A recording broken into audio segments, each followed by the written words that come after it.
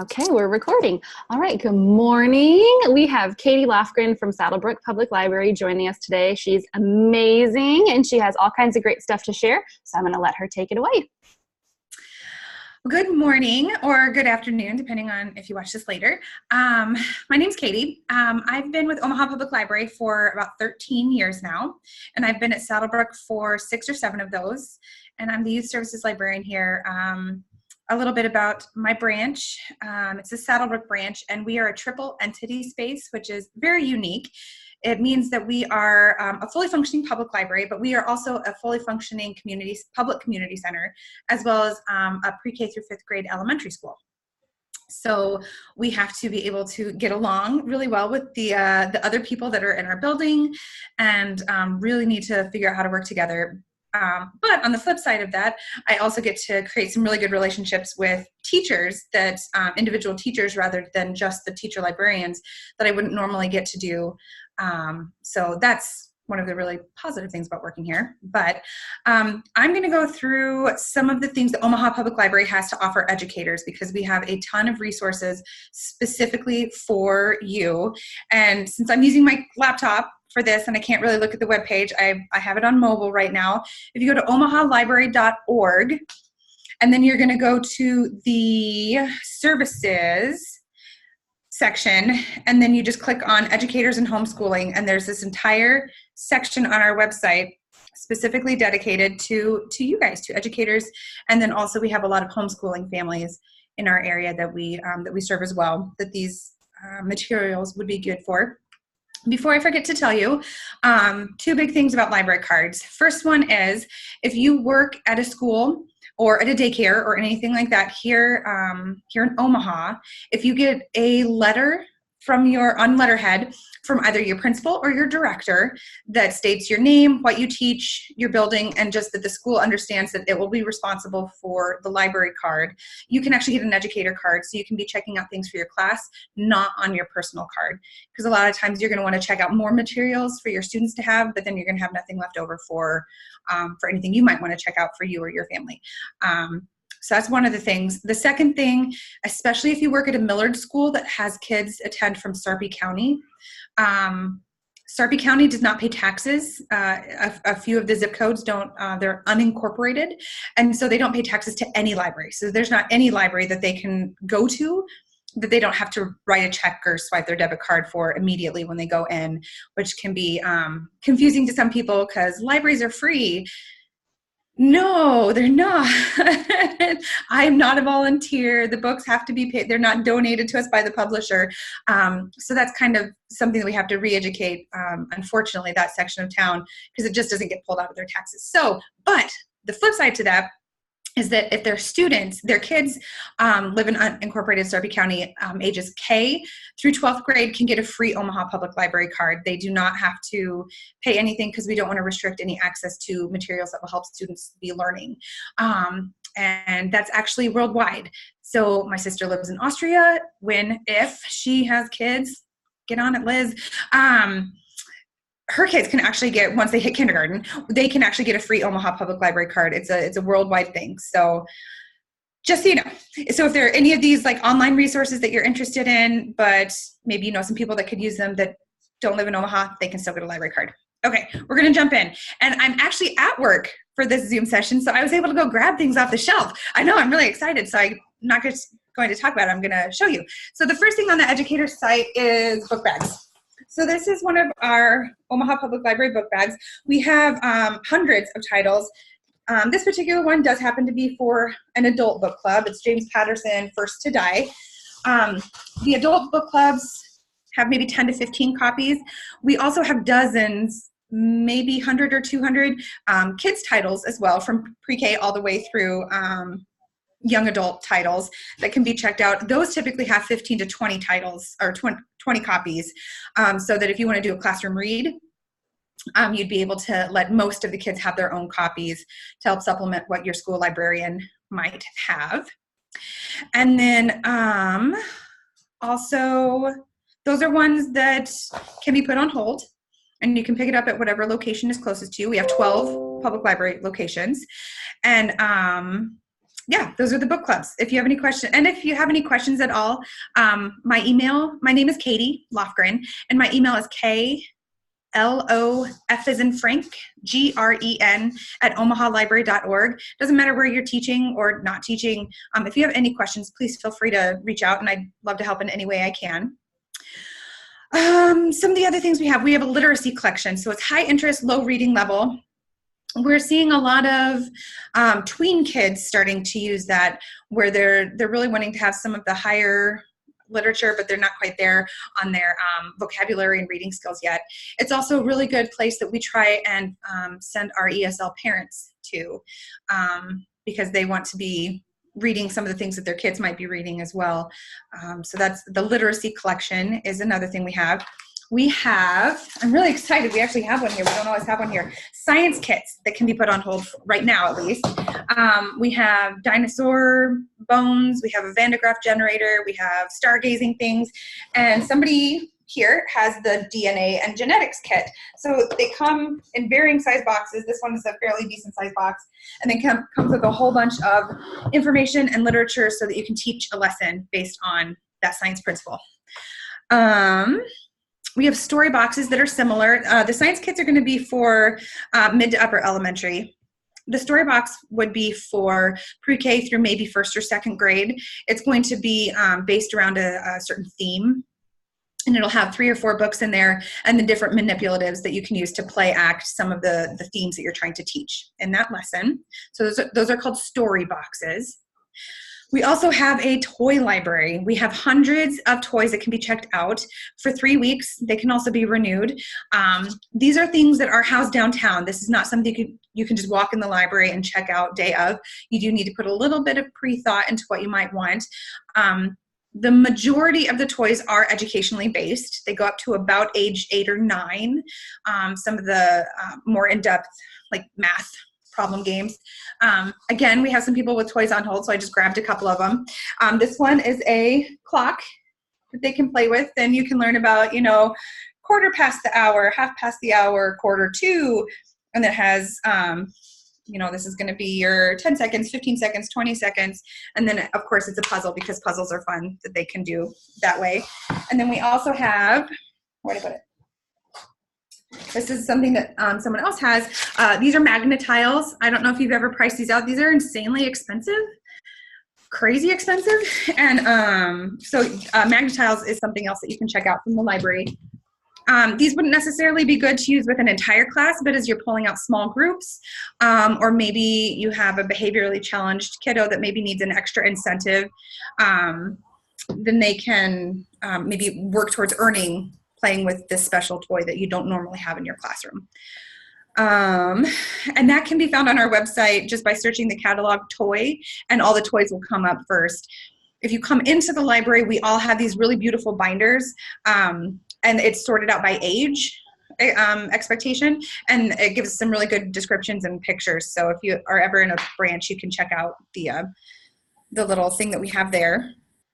All right, so we have also, obviously we have books, imagine that. We also have movies.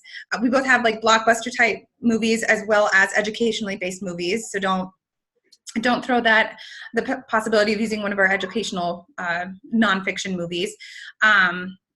For you guys, for adults, we have adult graphic novels, fiction, nonfiction. We have, the latest releases and such. We also have these things for all ages. These are books on CD. A lot of cars do not have CDs anymore. So we have these. They're called playaways. It's the entire book on this little MP3 player type device. You just plug in your own headphones, push play, and go. These are fantastic for if you don't have a CD player in your car, as well as if you're maybe going on vacation with your family and you've got 4 kids and they all read different varying levels of things. And then also if you just want to have some extra ways for kiddos to be listening to books. We also have J Kits. It's where it comes with a CD as well as the book, and it reads it to you, so helping with maybe some struggling readers. We're starting to learn to pick out words. We have those. We have Bob books, and then we have the step readers all the way up. We also have, you can check out from the library, it's called Common Soil. It's our seed library. This is the little brochure that we have telling all about it. We have hundreds of different types of seeds that you can check out. We have a small little stash. This is just a few of the stash that we have here at Saddlebrook. So we've got cosmos flowers. We've got herbs, tomatoes. We've got beans and kale. So a whole bunch of flowers and fruits and vegetables that you can check out and then grow at home. If you don't have a black thumb, you can check those out from the library as well. Those you don't have to bring back, obviously, because you planted them in the ground. It is a limit of 10 per month, I believe, that you can check out. But then that's something that you could do with your students. And I'm not sure how it works, if you have to pull that from your own budget to buy those kinds of seeds, or if you just want to maybe have a wider variety of things that you could choose from to do with your class. Okay. I'm going to talk about our online resources real quick. We have a ton of those as well. We have a lot for you for continuing education. We have access to lynda.com, Lynda. It has thousands of courses, and some of them are really in depth. Like, it takes you months to get through these courses because they're so in depth for a lot of tech classes, a lot of, if for personal reasons, if you like photo, doing things with editing photos, there's a ton of photo editing software learning on there. But lynda.com, it's a fairly well-known database.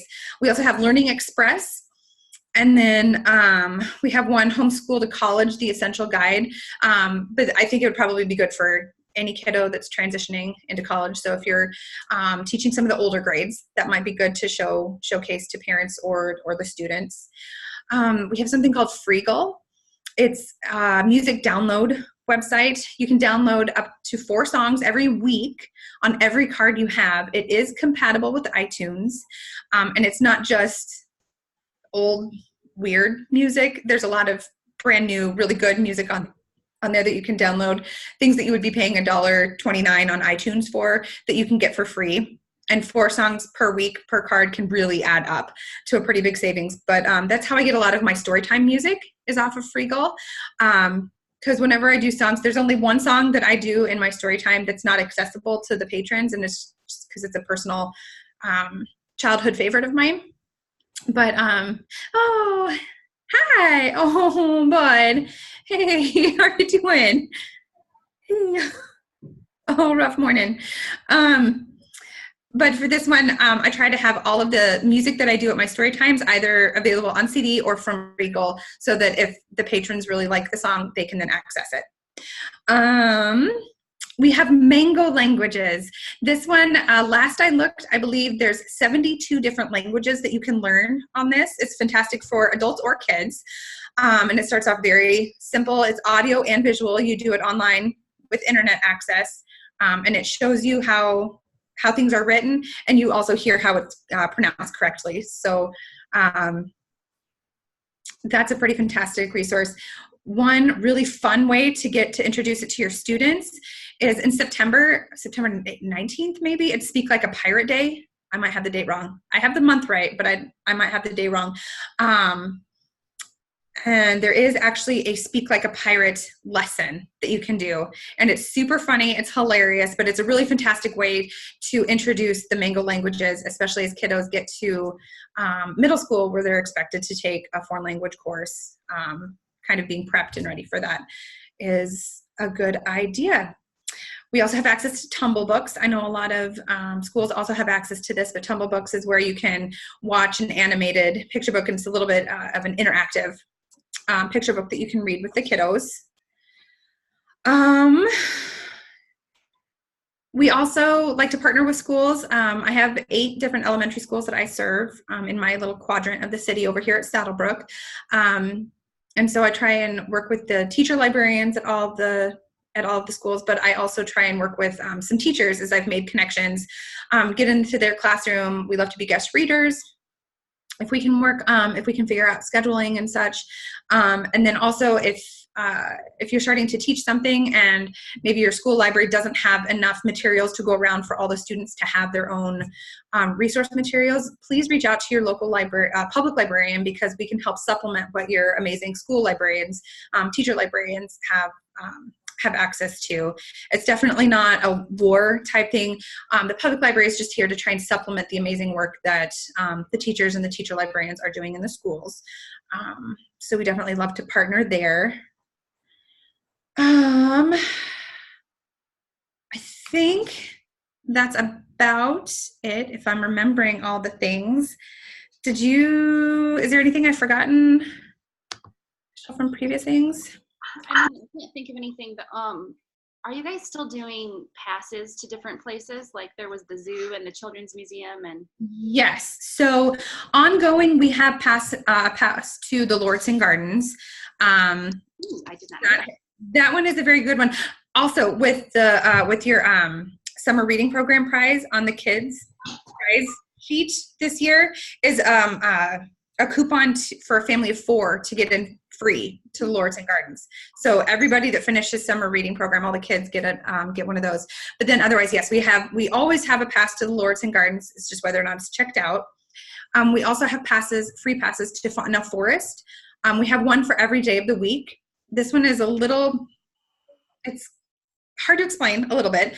You have to know what day you're going and then check out that pass. So today's Thursday, and I know that I'm going to take my kids on Saturday. So then I come to the library and check out the Saturday pass. And then you have to bring it back, and then the next family can use it. So it's a pass that can continue to be used, and it's a very popular one. And then at select times during the year, yes, we have free zoo passes and we have free children's museum passes that you check out on your library card. That has to be checked out on an adult's card.